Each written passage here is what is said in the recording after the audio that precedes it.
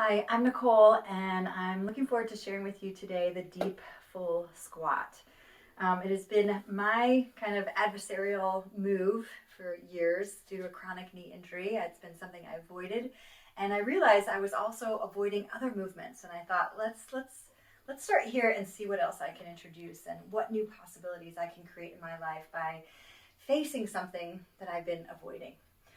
So let's get into the deep full squat. It's not for everybody, so please proceed cautiously and maybe have some tools around, some extra support to help lift you up as you slowly drop yourself down. So what I use is sometimes a chair, definitely a wall. Sometimes I'll even use a block to help support my glutes, a blanket to go underneath my feet as I slowly progress and relax my heels down towards the ground. And sometimes even a big old bolster or pillow can be really helpful in creating little safe landings for you as you slowly drop down towards the ground. If you can get there, no problem. Good for you, lucky you. But if you're like me, you had to slowly progress. So I like to share that slow progression with you so that you can feel safe in introducing new movement possibilities into your repertoire. So for me, the best thing for me to introduce it was to use a chair.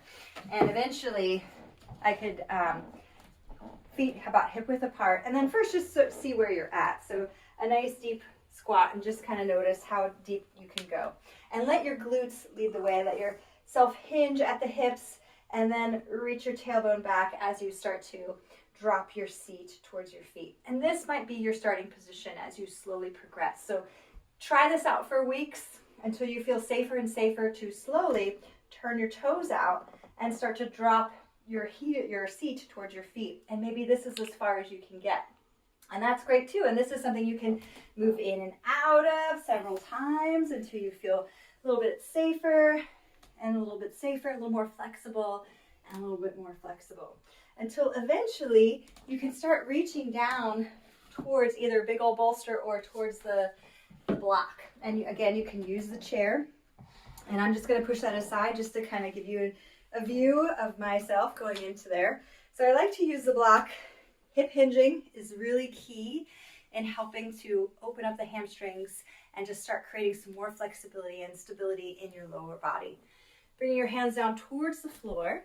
Turn those toes out. You always want your knees and toes pointing in the same direction as you slowly drop down. So I can start to drop down towards the floor now. Yay! Feeling really happy and proud of myself that I can do this and hold for several breaths. But if you're not there yet, maybe it's a bolster, a block that you can start to sit on. And if this is comfortable for you, you can even use a couch or a wall.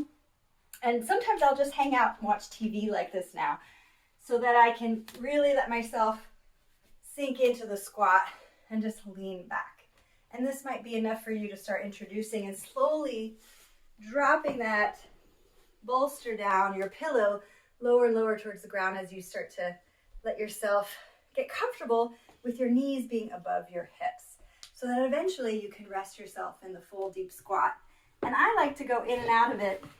I'm going to go from the side here. Thanks, Heath, for adjusting the camera for me. So again, hip hinge, maybe a nice forward fold. And then turn those toes out and then drop your seat to the feet. And here you go. So 3 breaths here. Enjoying. I still get a little scared. I can still feel my knees, but I let myself breathe right through it and remember how safe I am, how easy, how not easy.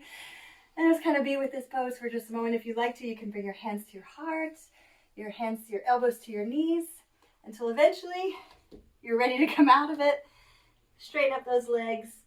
And then there's your deep, full squat. So thanks for joining me. Thanks for regressing with me, being kind to yourself as you continue to create new movement possibilities in your body.